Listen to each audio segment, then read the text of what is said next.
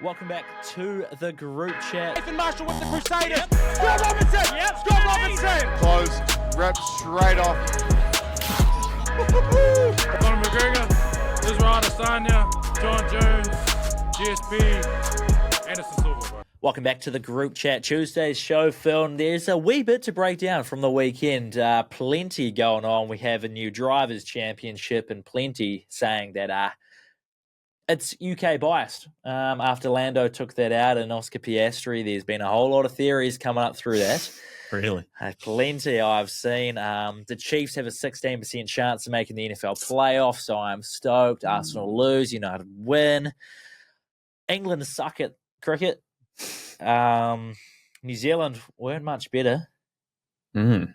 Stale. And the Knicks are probably the worst team to ever grace my eyes. Oh, dear. After they have now lost 5 straight derbies. 3-1 on the weekend. We were there. What did you make of everything this weekend, Phil? What tickled you? UFC too. 3-2-3. Jeepers. It was all on United on a Tuesday. Doesn't get better than that. Nah. Derby was good. Weather was good. Probably, I'd say better than the first one of the season. UFC 3-2-3. Shocking results there. Double champ loss. F1, I can't say I actually watched. No, just I felt like Norris was going to get it. He felt like Verstappen was going to win it. Won the race, lost the championship. Yeah, whatever. What was that over the radio? What from? Is this Lando? the hotline to? Oh yeah, that was so cringe. Zach Brown. Is this the F1 Drivers' Championship hotline?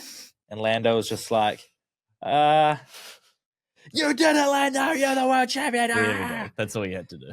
That kind of, I think, sums up the F1 season and also the win in general. Just a bit mid. The Ashes was great. Fantastic from a neutral perspective. Lasted, 3 days? Yeah. Did they get into day 4? Thursday, Friday, Saturday, Sunday. You finished on Sunday, huh? Yeah. That's Saturday night. Fantastic. Yeah. 3 wickets for 7 runs. Ben Stokes coming in, solidifying, getting a decent 50. Michael Nessa, what was he? 5 for 42? He's a good player, old Nessa. Name a better combo than catch and bowl. Tell you what. Easy stuff for him. What are you talking about for Michael Neza and the Aussies, or are you talking about the English opening batsmen? Because they love a little caught and bowled as well. Oh, even just Michael Nessa, because who was it? Pope. Yep. And then shortly after Pope, Crawley goes and does the same thing. I mean, you can't ride it. And that was that period where they had 3 wickets for 7 runs and they were really in the shit. Yeah. So he went from me staying up, going, all right, wait for Crawley to get this 50, go to bed. Oh, okay, got bowled. All right. Yeah. They'll make 100. Another called and bowled. All right, all good. Yeah, it was a crazy little period. And Michael Neza was actually brought in. So you know how Nathan Lyon was filthy about not playing at the Gabba with the pink ball. Neza's actually a pink ball specialist. And I don't know we could become pink ball specialists, but Neza is a pink ball specialist. He has plenty of wickets in the 3 or 4 tests he's played with a pink ball. And it was proper village cricket stuff from Neza. Alex Carey standing up to the stumps, which... He was very astute. He is so good. I saw Dale Steyn tweet, my new cricket crush, Alex Carey. Guy's a weapon behind the sticks. Not letting anything through, taking caught behinds, stopping the bounces, chasing back high balls. Unbelievable with the gloves. But Neza, second grade cricket stuff that. When your keeper's standing up to the stumps to a pace ball, and it really damages the ego. I'll tell you that. But Scott Boland as well. He was lethal. Very good. He had the 2 early wickets, and he was just ripping them in. They couldn't read him. Yeah, no, Boland, very good. Stark, 6 for in the first innings, followed up by a 77. This man is the best player in the Ashes. Goes without saying. How many wickets does he have for the series? 2 tests in, 17 wickets at least. 16 or 17. It's crazy. And then 77 runs off at 9th. Crazy. That hurts for the English because they stayed in on day 1 and put on, an extra 60 runs with Root and Jofra Archer before, you think maybe, you could have a bowl at Aussie tonight. pink ball, new ball, under lights when it does the most, maybe scab 2-3 wickets and get them on the back foot. But now we'll go for an extra 60 runs in classic Bazball fashion. And then Aussie just go out and pilot. No hundreds scored from the Australians, but they still scored 560-something runs and kept the English in the dirt. That would have been so painful for them. Bowlers running in, extra time. Oh, God. And then you come out and bat and you're losing 3 for 7, like you said, with your opener, caught and bowled. Ollie Pope, your number 3, who's got to be out of the team now. Surely he's played himself out of the team. That guy is so predictable. Bowled outside off, good length. He'll nick one. He'll give you a chance. He'll get caught at cover, caught and bowled. And it's just the same thing every time. The guy does not get better. And if you're going to try and play the Aussies, you've got to be patient. That's why Michael Neese was so good. So he would just bowl stump to stump. And if you're just going to sit there and let it happen, they're going to win the patience game 12 times out of 10. You cannot beat the Aussies at their own game in Australia. For a team that over-prepared, they certainly sort of hung their bat out a lot. Just open face, bang, late shots. Joe Root's wicket was super disappointing. The ball had already gone past him. He's like, you know what? I'm going to stick my bat out for this one. Yeah. Thanks for coming. I might just nick this one. And did he review it? I think he reviewed it. You know if you've hit it. Maybe he hit the ground at the same time. That's the only thing I could think of. But... And there was that weird period for the umpires too where they gave it and then it wasn't out and then he didn't give it and then it was out. There was a whole bunch of reviews. I think all 3 of those wickets had a review. Yeah. That must drain your confidence as an umpire. Right? Yep, that's out. We'll go upstairs. Not out. Next ball. The very next ball. Happened. The exact same thing happened. Ow! No, I won't give this We're going to go up? Yep. Oh, shit. Yeah. Over 2. But you're right. England over-prepared.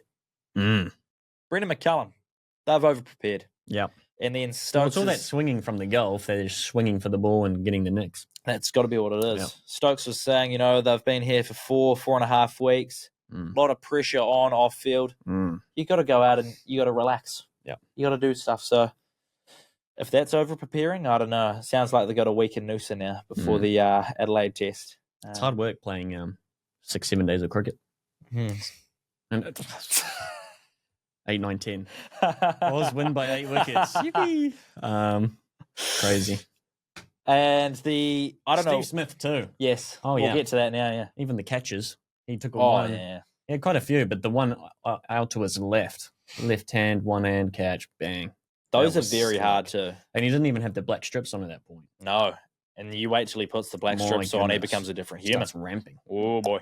That catch, though, off Nisa, Alex Carey up to the stumps, and you're standing at first slip. And if it's just beating Carey on his right, that catch at first slip is so impressive. That's so hard to do. He picked it up off the grass, inch above the grass, and he's ran off like he's just... He was doing a lap. He was doing a lap. Oh, yeah. I read so many of the comments, and someone said Steve Smith's just ran off like he's heard his favourite train go past just by noise. He's not even seen it. He's heard his favourite train. He knows the train's coming. He's ran off like that. So good. And then the other catch, and then he's taken another catch at square leg to finish it off. And then, Archer beef. Smudge and Archer going at it with 16 runs to win. 6. Bowl faster, champion. Bowl faster at me. Bowl faster with nothing going on, champion. 6. 4. The fact that Archer's chirped back and then tried to bowl faster and bump him and been hit for 6, 4, 6. With a massive gold chain dangling around. Oh. And Smith's just there saying, champion, hey, champion, bowl faster. And he's got the black eye strips at you. Yeah. I don't know how you come back. That is a moral loss and a half. I don't know if I would sleep if I had Steve Smith chirping me like that. He's just ramping me as well at the same time. If I was Jofra Archer and that day's done, and I go back to the hotel room and I am just replaying Steve Smith going, you just bowl faster when nothing's going on, champion. Bowl faster, champion. And I'm there, and I know I can bowl 150 Ks, but I can't do anything about it because he's trying to ramp me and he's pulling me for 6. Yep. I would not be a happy human being. No. It's 2-0 down in the series. You're chirping probably the best batter in the world when they need 16 to win. England are in the pit. They are deep in the pit. Yeah. I'll tell you what, though. Couple days in Noosa, reset, relax, reset. come back strong. And Stokes, it's a lot of pressure. you can't underestimate the team bonding. You go away outside of the cricket and you do stuff like hang out at the beach, maybe play a bit more golf. So Boys, beach and beers. That's what England. That's preparation. Boys, beach, beers, baseball. That's what it's about. Golf. If they over prepared for this Test match, I'd hate to see how they prepare for this Adelaide game. Well, you said they trained 5 days in a row leading up to the second Test. That's what I expect from professional cricketers. Yep. It's not like you train for maybe 3 hours in the morning, you go from 9 till 12, and then maybe you have a team session where you're talking over some things, but it's 3, 4 3-hour sessions, and then you've got the rest of your day to do stuff. I don't get it. This New Zealand team, though, against West Indies, I don't know there's the debate. What was better? And I know your answer because I know what you were watching, but what was the better Test cricket? New Zealand versus West Indies or Australia versus England? The pink ball Test. Now, for me, it is the most straightforward answer I've seen, and it's been the least popular answer. And, of course, it's Australia versus England. Do you agree? Well, I think with the Black Caps West Indies situation, the double century, the holding on, Black Caps losing 2 bowlers or whatever. The Ashes was far more entertaining, but in terms of better Test cricket, maybe you do lean on the Black Caps West Indies game. So do you think that's the angle they're coming from? Rather than it's entertainment, it's the showing of Test cricket? Yeah. Well, that's how you kind of phrased the question, so I wonder if that was the case. 2-3-1 in 466 for 8 declared, 167. Survived 457 for 6 with a double century, which was a record, was it not, for West Indies? What, for their 8th wicket partnership or whatever it was? On their double century. Oh, right. With Greaves and Kemar Roach. And you had 140 in there or something as well. Yeah, Shea Hope. The issue I have with it is that nothing was happening. Like, the pitch was flat. Yeah. The ball wasn't swinging. New Zealand are down to 2 bowlers. It lasted 5 days, and that's normally Test cricket. Nothing really happens in Test cricket. That's why the common individual would say Test cricket is boring. But then, go watch the Ashes then and tell us the drama boring. of the Ashes. Go tell us Steve Smith ramping Jofra Archer and telling him to bowl faster isn't entertaining. And then you go and watch Jacob Duffy and Zach Foulkes run in bowling 120 Ks and Greaves, Kumar Roach. Yeah, they're playing for a draw, and it's an unbelievable effort that they played for a draw. Different scenarios. But there was not a lot going on. The drama of it was not there. I struggle to see how anyone's telling me that between the 2 games, for me, the entertainment.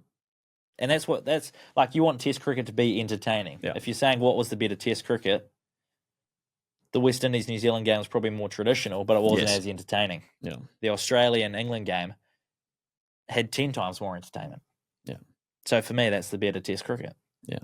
It just sucks that England suck. Well, you get the people that's like, barely made it 4 days, and the one previous was only 2 days, and it's terrible Test match cricket. And that's just the drama that's unfolding, and it's very rare that I would stay up extra time to see what happens in a Test match, because normally I'm just like, all right, cool. They're 424 for 4. I'm going to go to bed. All good. I don't really care. But I was staying up and being like, what's going on next? Yeah. Oh, they've lost 3 wickets to 7 runs. This is interesting. I'll wait for his 50. Oh, he got out. Yeah. And it's a shame for New Zealand because the draw is Stokes really going to get out before bedtime. Let's see. Are they going to extend it an extra half an hour? He hung in there. It's very rare. And then they battled the whole morning session or the afternoon session for the day-night. 2.5 hours. Yeah. Him and Will Jacks grinded it out. Yeah. Finally showed a bit of tooth and nail to fight for to get a win because they know they needed it badly and then just capitulated. Yeah. But yes. Anyway, Black Caps West Indies starts in Wellington tomorrow. We've got another 5 or 6 days before the next Ashes Test match, so no doubt we'll get straight into that as well next week. UFC-wise, talk to me about UFC 323 and the 2 champs. What was going on there? So unlucky, man. Alejandro Pantoja, poor bastard. 26 seconds into the fight, defending a takedown after he went for a head kick. Josh Van caught the head kick, started pushing him backwards, sticks his arm out, Pantoja to defend the takedown. Arm just snaps. So it did snap? Yeah. And did he call the fight off? Well, snapped or dislocated. It certainly looked like his elbow snapped. The whole thing just looked rough. It looked like it was tearing off the bone. Yeah. Apparently, it is just a dislocation, is the early discussion. Mm-hmm. Has to be scanned and evaluated and whatever by the doctors, like today, the next day. But it just looked terrible. 26 seconds into a championship fight, you had 14 fight win streak, 8 title defenses, dominant champ up against a young, fast up and comer. You're outstriking him already. He's only been 20 seconds. Yeah, you go for a head kick, bomb, get caught, pushes you back. You try to defend yourself by sticking an arm out, and it's the floor. Yeah, the floor that snaps your arm. Yeah, it's kind of a freakish kind of accident, but something you're kind of accustomed to seeing in the UFC, stuff like that. When you see guys' ankles just fold underneath, and it's like, goodness me. So you're like accustomed to seeing it, but it's just unfortunate these freak accidents do happen, especially for a title bout to have 20 seconds and it stops. It's like an eye poke 20 seconds in, and then the fight just stops. Bro, it's been a couple disappointing title fights we've had recently with that Aspinall and then this. You keep banging on about the 20 seconds though. Tell you what, one punter that will absolutely be loving it is this bloke. Could be a chick, don't know. This punter we'll go with. Individual. This enigma. Individual. This enigma. They are an enigma. Well, Pantoja to dislocate elbow 26 seconds into the fight. Who puts $50 on this? First and foremost, either fighter to win 60 seconds or less pays $21. 50 on that to return 1,050. But you're right, this individual is an enigma because we're not going to stop there.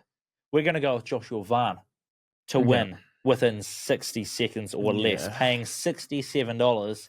And maybe, put 50 on either of them. We're going to put 50 on Josh Vaughn as well. That returns $3,350. Yeah, it's not even like chucking $1 at it or $5 at it. You've gone 50. Do you reckon this punter's got 50 on Pantoja to win in the first 60 seconds as well? If they've gone either fighter then picked a Josh Vaughn. Probably just looking for the value. So maybe not even Pantoja. But what did this punter see? Just spraying, I mean, because they didn't see a dislocation in the first 26 seconds. I'll tell you that for free. Well, you can see Josh Van, most strikes landed per minute in the UFC. Mm-hmm. Okay, 60 seconds, sure. KO, TKO. Josh Van was paying, $6 or $5.75 as it started to come in. Mm-hmm. So there's always an avenue for Josh Van to win by KO, TKO. Unlikely, but there was an avenue. Yep. If he was going to win, maybe that was the angle. Not 26 seconds because of a dislocated elbow or shoulder, whatever they're claiming it to be now. That was just unbelievably unlucky for Pantoja and unbelievably lucky for that punter. So game's game, but anything can happen in the UFC. All it takes is one punch, one moment, and fortunately it was a dislocation. And he just grabbed it straight away. Yeah, and Josh Van came to finish him, and he just waved him off. He's like, nah. So he waved him off. Yeah, and then Josh Van celebrating like he'd. Obviously, he's done something meaningful. He's won it. He's now a UFC champion. Yeah. You're going to celebrate that, but there's been some comments online about him celebrating a little bit too much. He didn't really knock Pantoja out. He didn't really put him to the sword and finish him. It was a freak. Exactly. Accident. So how do you feel about the celebrations of Josh Vaughn? It's tough because it's obviously, a lot of prep got in for the camp. It's a dream to have the title. You've manifested into your mind, I'm going to knock him out, all this sort of stuff. You get the win.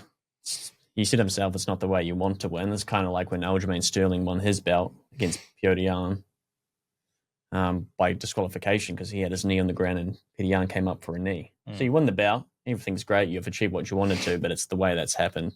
It's kind of disappointing. So you can understand the excitement. Yeah. You're going, I have the belt. Yeah. Gangster. I did what I wanted to do. The flip side is, it's not how I thought it would play out. No. It went 26 seconds and it wasn't really. In fairness, he caught the leg kick, he defended it, and he pushed him back, which led to Pantoja having to defend. Mm-hmm. If he doesn't do that, it doesn't happen. Yeah. So he takes some credit. Yeah. Freak accident for that to just give away. His arm to give away like that was gross. So you can understand it, and I think he realized that. He said it in the post-match interview. Not how I wanted it to go, but at the same time, you do want to celebrate it. You don't. It's a weird spot to be in. Yeah, I mean, he knows that they'll have to run it back. Oh yeah, that much is sure. But is Pantoja going to be the same when he comes back? Because he's a little bit of an older dog now, isn't he? Yeah, I think he's had worse though in fairness. He reckons he's had worse too. He is 35, however. So if it is just a dislocation, I think that's a lot better than if it's an actual clean snapped. break, which is what it looked like. It did not look good. So I hope it is just a dislocation. Yeah. And they can run it back. So I think in fairness, and I don't know Josh Farn personally, and don't know what he's all about. So I think if he had his time again, he probably wouldn't be celebrating the way he did. And like you said, he recognised that in the press conference. But at the same time, you've just realised probably what he's been dreaming about for a long time, manifesting a KO, talking about knocking him out, and he's just won a UFC title within 60 seconds. So you can't blame the guy for the emotion, the shock, and everything to come over and actually celebrate the way he did. So kind of in both camps, I feel like he kind of knows where he stood, but also you got to give the guy credit for celebrating. Yeah.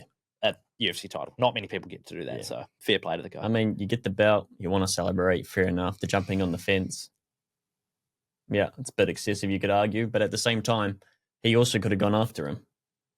He could have just gone in and laid in on Pantoja when he had a dislocated or broken arm while he was on the floor, but he didn't land a single punch while he was down there. He saw that he was waving off. He's like, all good. Yep. So there's respect to be given there still. All right, let's talk this Peter Yan Merab fight because Merab, the machine by points, seemed to be the lock of the century I'd been hearing. Man. Ultimately, there were questions around was 4 title defenses too much in a calendar year. Seems to be the case. Peter Yan, though, redemption after the disqualification loss when he lost the belt initially to Aljamain Sterling. We just talked about that. Then the first fight against Merab, him being supposedly injured and whatever being 50%, and he got dominated for 5 rounds. Dominated. So for him to do what he did, match the physicality, more importantly, match the cardio, go 5 rounds with Merab, and actually come out on top. It's impressive. Is incredible. He had an outstanding fight. His jabs were clean. His body kicks that really hurt Merab was super, super clinical. He was just on point. He lined everything up to perfection. There were moments still, yes, where he got taken down, but Merab had about 29 takedown attempts. He only secured 2. His takedown defense was absolutely exceptional and even took him down, which is rare. The takedown defense, the flipping over, it was just an all-around great performance. And he actually fronted up and did what he would have wanted to do in the first fight and said everyone was saying there's just no way. No one can match Merab on his cardio. That was the main thing. The unrelenting pressure, the sheer dominance over 5 rounds. No one can match him. Yan matched him. He did. There was one moment where Merab picked him up and was sort of walking over to Dana White to then dunk him. But then Yan did the same thing except dunked him on his head. It was a great match, man. And I just feel like Merab didn't look his best. And that's got to be on the back of 4 weight cuts, 4 camps. It's a lot. He's just been insanely active, Merab. But you also have to give credit to Yan because he was perfect. He was exceptional. And to beat Merab by points specifically, you got to be pretty close to perfect. Yeah, and two new champs as well. You could say Yan and Van if you have an accent. Yan and Van. Yan and Van. Getting the job done, both in different ways. Yan one and within Van 20 seconds and one in 25 minutes. So. That crazy fight, man. Peter Yan deserves a celebration. He does. After a what battle, a redemption arc for him that too. Sounded like, I didn't watch it, but it sounded like it was an absolute war. Yeah. That is something you celebrate. Yeah. Especially with that such a rough period, losing the belt by disqualification, losing that first fight. He had a period where he lost 3 in a row after that disqualification. Sean O'Malley and then Merab. And he bounced back. 3 wins on the bounce and then gets a win by decision over someone who no one thought could be matched. Yeah. Sick.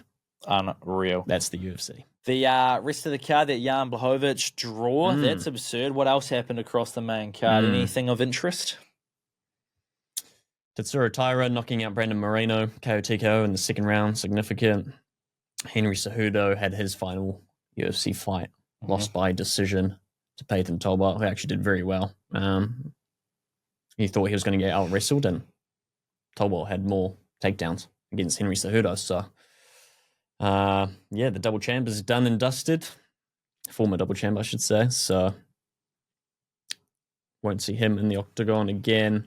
But nice to look back on all his fights over the years. The draw was, weird. Yamahimoto's his second draw he's had in a fighting career.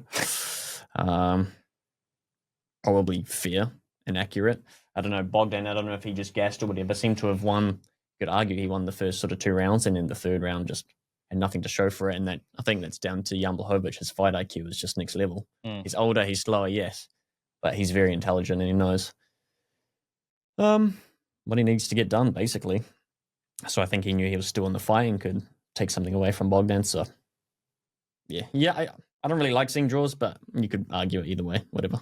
Yeah. Brandon Moreno knockout, crazy.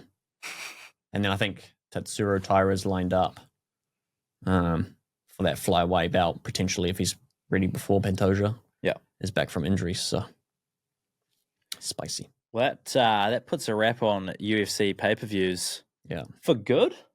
Also, Moreno's first knockout in his career. There you go. For good. For the meantime, anyway. Well, with Paramount coming out and everything. Because that was the last year. Is that the last UFC event for the year? Have we got any more before the new year? Or it's a fight night. Okay. Rival versus Manuel Capi. Right on. So one more to go, and then we're into the new year and the new Paramount era. Interesting. Yeah. Interesting. We touched on the Kiwi Derby a little bit. Also, that just while we're on the UFC, both champs losing. Yeah, when was the last time that happened? Has that happened before? So the only time I can think back to, with 2 new champs being crowned, was when there was actually 3. UFC 217, Michael Bisping versus GSP, TJ Dillashaw beating Cody Garbrandt in the bantamweight title, and then Rose Namajunas beating Joanna Jędrzejczyk in the women's strawweight. We're also in a situation now. So obviously 3 titles gained in one night. Yep. Insane. 3 champion losses, UFC 217. I can't think of anything else outside of that. But we're in a situation now with these 2 new champs. We have 8 male champions, all with 0 title defenses in the UFC. Not one of them. What? All with 0 title defenses? Correct. In their current reign. Not a single defense yet. Obviously, that's like the turnover of the champions and that sort of stuff, and the cancelled Tom Aspinall fight because of the eye poke, whatever. Yep. 8 male champs.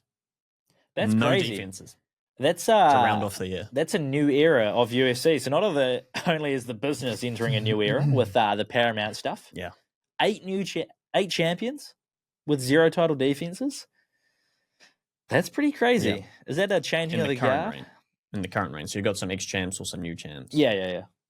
In the current reign. Crazy. That is crazy. It's a nice wee stat to throw out there. It is. Round it off. Very good. Okay. Kiwi Derby. We touched on it a little bit. Yep. Before we get stuck into it, I just want to let you know something. My A-League preview. Both teams to score Super Boost, which we felt like was going to happen in the Kiwi Derby. Tick. Either team to win 2-1, 3-1, 3-2. Nice. Tick. They were the 2 tips for that game, and then next to get a red card. Red card in the game should have been what we were going for because the Derby is providing 4-leg multi across the A-League. Both teams to score in the Derby, yes. Sydney FC to win, yes. Melbourne City to win, yes. Brisbane Roar to win at $3.50. Yes. Right. 4-leg multi paid $22.76. Way. So hopefully people got a piece of that because that was juicy, baby. Anyway, thoughts on the Kiwi Derby. How much did Auckland pay the ref and why did the Phoenix get on a flight home when 14 of the 16 players or however many there are in the squad should have been walking? Great weather. Great atmosphere. Decent derby. I thought it was way better, like you said, than the previous one. I think that's testament to the Port, the Auckland fans, and just Mount great Smart. Atmosphere. Just Mount Smart in general, the setup they have, Auckland FC get it. Slides, the playground. Not that we were on the slides of the playgrounds or the football courts, but the food, the atmosphere, the music. It's good. Mainly the Port, the turn up. The flares, the fireworks. Well, not flares because they're not allowed flares, but, the other things. The stadium sets up like their own sort of smoke flares anyway when they score. The little tifos. Yep. It's great. Helps when it's good weather, and I think Mount Smart's just a better viewing platform when you can get so close to the action. Yeah. It just feels better. Decent turnout from Yellow Fever. Yeah, they were good. Decent travelling Up turnout. in They the were far good. We could corner hear of the them. grandstand. We could hear them. But yeah, I mean, Josh Oluwayemi, probably best player on the pitch. Probably could have been another 6-1 had he not saved 20 shots. Yeah. Man of the match performance on a losing team, He had unfortunately. 4 arms and 6 legs. Yeah, he was very good. Yeah, very, very good. Very decisive. 2 penalty saves. Unlucky with the second one, getting the deflection for De Vries. They were in the game, man. They did well to equalise. A man down. Clinical goal from Rufer as well. Very well taken goal. Off the corner. Yep. Who was at Piper before that. Had a good, strong header. Took a great save there too, but probably disappointing first half for the Knicks. Only 1 shot. That's all they had to show for it. They needed one to shot lift in in the the first second. 4 minutes, wasn't it? Yeah. That went wide, so no shots on target. Reminiscent of that game, but they didn't have a shot on target until 90+4 or something. But again, to equalise was great. I think some of those penalties were a bit soft. Yep. Unfortunately, Red red card was pretty card, soft. a little bit soft. I disagree. It's a clear one-on-one opportunity with the goalkeeper when you have a second defender in the mix there too. Mm-hmm. Soft penalties. It's getting frustrating. But their third goal was exceptional. Yeah, it was very well worked. Finishing it off, coming back from injury. Great. Yeah, I mean, great derby. Probably just after that, you wanted a bit of spice leading into the final game, the final derby of the season. I think a draw, a 1-1 would have been decent. Yep. Especially with the red card. But effectively, Auckland FC did to the Knicks what the Knicks should have done. Correct. When they had a 2-man advantage at home in the first derby of the season. And they didn't. Auckland FC did, and that's probably because they're just a better team. Unfortunately, I think Chiefy is probably in the hot seat as well. He's now lost 5 derbies. I mean, what's going on there?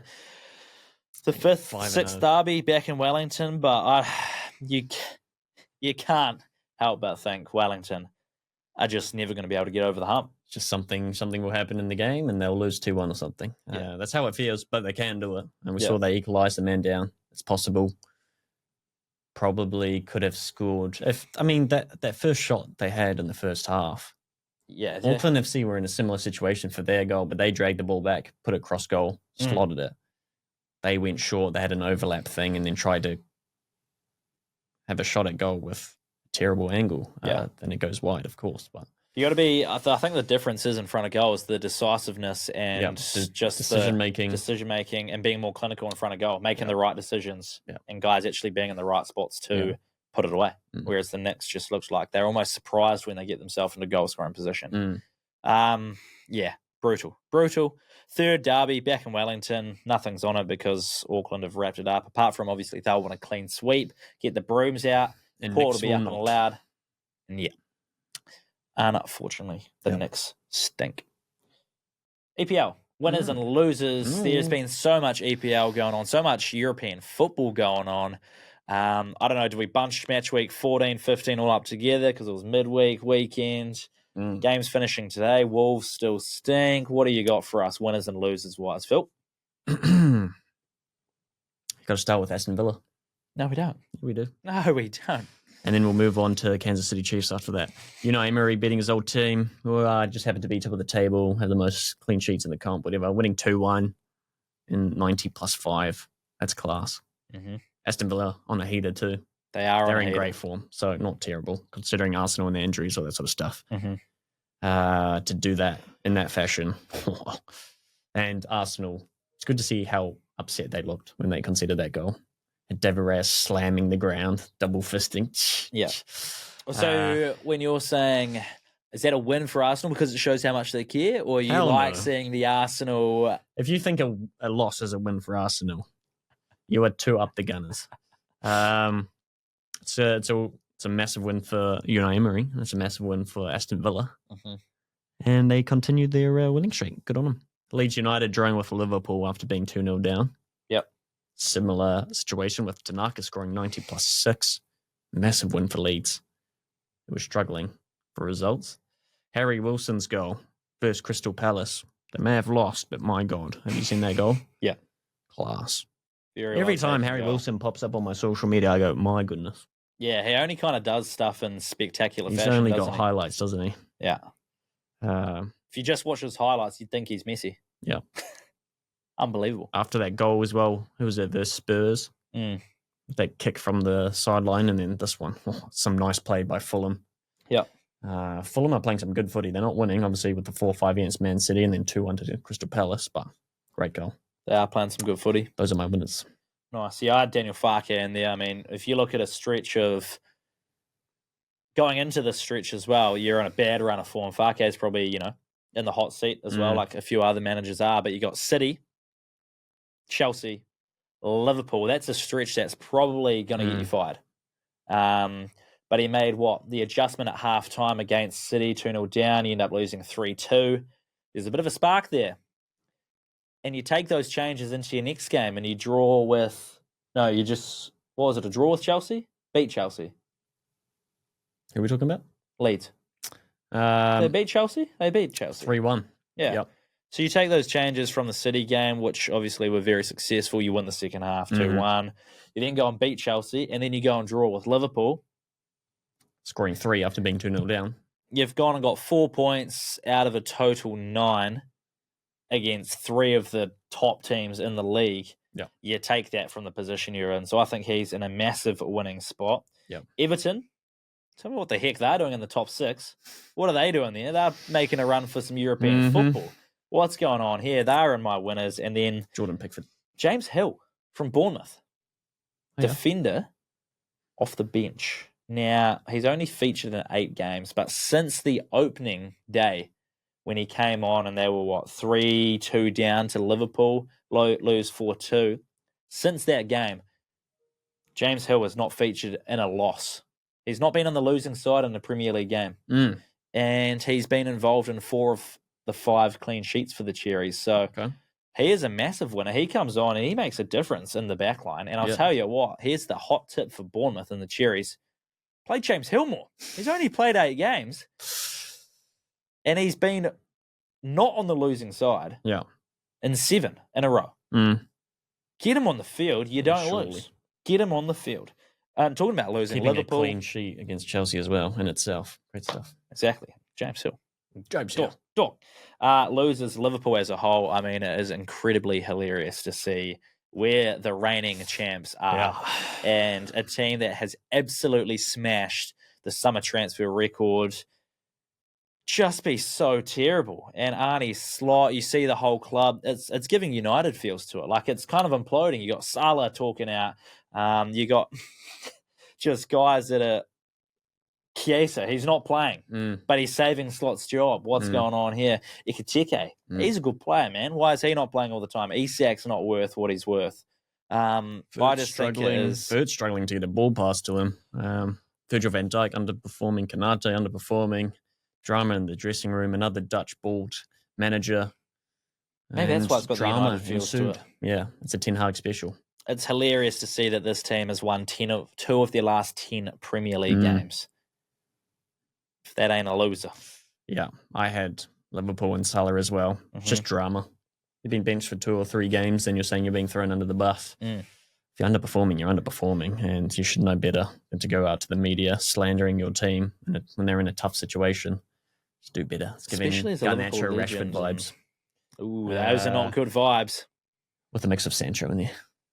Underperforming and yapping too much. Do your job. So, yeah, tough situation for Liverpool. Love to see it. What else did you have? The EPL, the Premier League. Oh. What are you doing? You got a bone to pick with the EPL. Fuck yeah, I do. Excuse my language. Sorry. Bleep. You banned the knee slide. Oh, yeah. What are we doing? From Jan 1st. Oh, so it's not even next season. It's coming in. Yep. Oh. The decision aims to safeguard players from potential injuries such as turf burn.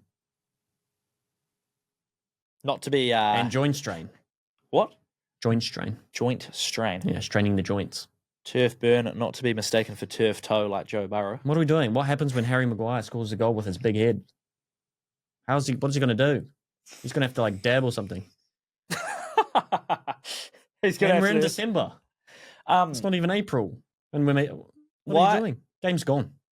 the game is seriously gone if we're banning the knee slide. Surely it's up to the player to celebrate how they want, outside of shirt off, damaging another player, disrupting the fans, or shirt off. Like, they're not causing harm. They're knee sliding, and the Premier League have gone, we don't want you doing that. So it's player safety. It's player safety. If you don't want the players to get injured, don't play football.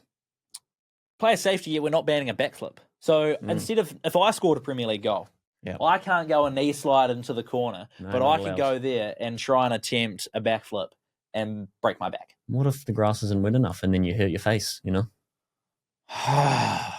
My body, my choice. If I score a banger, I want a knee slide and then kick the corner flag.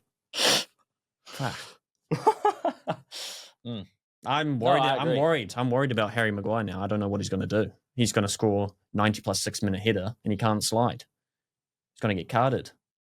What happens so you if get a yellow card. What happens if you slide and then take your shirt off? Is that just straight red? Yellow, red. And then kick the flag. And you get a yellow card for that still? I don't know. They're turning into the no fun league, the NFL. No fun league is the EPL.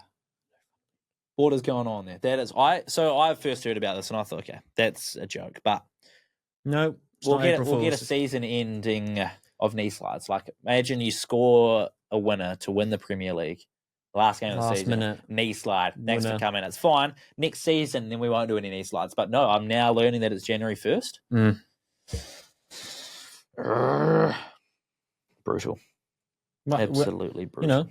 You score a last-minute goal or an equaliser, you have 5 players sliding in, going into the crowd. What do you have to do? Give each other fist bumps. Yeah. Yeah. Come on. Get inside. Professional foul. Taunting. Genuinely. Flag. First down. That's a joke. My other 2 losers were Chelsea. They had a 5-game winless streak last season in the lead up to Christmas and into the new year. Chelsea, 5-game winless streak last season from Christmas, leading up to Christmas into the new year. The reason why they are losers on my week's list is because history is starting to repeat itself. They are now 3 games without a win in the Premier League. What period are we leading into? Christmas, New Year. That derailed their season last year. Is it happening again? Slipping down. I think so. And then Arsenal. Man United climbing. Oh, no. Let's get that top 4. They're beating Wolves, who are on 2 points. United. Arsenal. I mean, if you think back to a couple of years ago, if Arsenal were down to their 5th choice centre-back, in a period where Rob Holding is our 3rd choice centre-back, you're looking at a pretty tough time. They're now, losing 2-1 to Villa, who are on a hot streak. I mean, it's not the end of the world. Not a bad loss. Not the end of the world. I think the reason why Arsenal are losers at the moment is there has been a lot of games. Player management hasn't been the best. Arteta and Zubimendi, I think, have the most minutes for outfield players for Arsenal. And that showed against Villa. They are looking a bit tired. So, I don't know. We obviously need to get the squad back to full fitness and rearing again, but unfortunately, they are in the losers column for this week. Tough to see it. Tough to see. Anyway, odds on betting recap from our Thursday. I think we can also agree Wolves. Oh, 2 points after they're always 15, in the loser spot. 2 points after 15 games. It's not getting much better for them. But they did score for their first goal since October against United, of course. Of course they did. Right on halftime, I thought this is going to be a draw. This is just going to make my season. Not the case. And then Luke O'Nien red card against Man City. In the 90 plus 6 minute, you're down 3-0. You do a sliding tackle, boots, studs up into the back of a calf. Nice. That's bad. That's frustration. Loser. At Wolves, yeah. Poor buggers, they're done for. Yeah, that's brutal. Got the fans coming in 15 minutes after the game started. So, what was that? Was that a protest? Yeah, against the owners. Come in 15 minutes late, make the stadium look more empty. I mean, just don't go then. Yeah. Why bother? Buy tickets and not show up. Yeah, we're still buying tickets. Yeah. Oh, protest. Well, still giving you money. Why is that a Wolves thing to do? I don't know. That's something I'd see Spurs doing, to be honest. But anyway, start with multiverse. 2 for 4. Max Verstappen winning. Yep. Both teams to score on the derby. Winning. Both did 1 each there. And then I saw the wrong Saw the wrong play on the field with the Alabama-Georgia game. Took Alabama plus 2.5. No. He messaged me saying probably needed Alabama plus 25.5. Not 2.5, plus 2.5. Yes. 25, yeah. We'll leave that there. College That was football, also eh? my lock for Alabama to win at $2.10. Oh. And then unfortunately, with the two champs losing, Merab losing 2 points, had him to win by points. We went 2 for 4 with the odds on. I lost my lock. My laugh was Auckland FC to win 6-1. Could have happened at $56 or whatever it was. Could have happened. Yeah. Genuinely could have happened. And yeah, the Super Boost. Auckland FC, Wellington, both teams score. Tick. Nice. How'd you go? Pantoja by submission or points. Ugh. Whitek to win in the Classic came Oh! second, almost by a dead heat. But the laugh, Van to win by KO TKO at $5.60. Come on! It doesn't even feel good to say that. Yeah, that's So upsetting for Pantoja. Yeah. But nonetheless, that option was a fair shout, and if you got money on that, nice. Henry Cejudo to win on his sort of last fight. That didn't happen. Lost by decision. And Nazim Zadikov, a laugh because he was 11-1 to win by KO TKO. Well, considering he had 8 wins by KO as well, he actually lost by KO. So there you go. That's the UFC. That is the UFC. I have a sad story to tell on the NFL punting. Oh, the Chiefs lost. That's a great story. The Chiefs did lose. What is it? The first how many years and they can't win the AFC? Nine consecutive seasons they've won the AFC West. It's about time, though, isn't it? Yeah. It's never. I got messages from my mates. I've been waiting so long for this moment. Yada, yada, yada. Shut up. Here come the Texans. Yeah, one of them is a Texans fans. Oh, yes. And I was just getting clips sent of Rashee Rice getting absolutely flattened. No points in the first 2 quarters, was it? Yeah. Oh, it's good stuff. Texans defense is very formidable, though. You got to give them that. The Almost under pulled it back. It was 10-10 at one stage, no? was 10-10. Yeah, I think the Chiefs are coming back. Had quite a few opportunities there to move the ball, but the O-line, Pat Mahomes doesn't have a lot of time to throw. He's got to be Superman, a little bit injured. Like, it's just...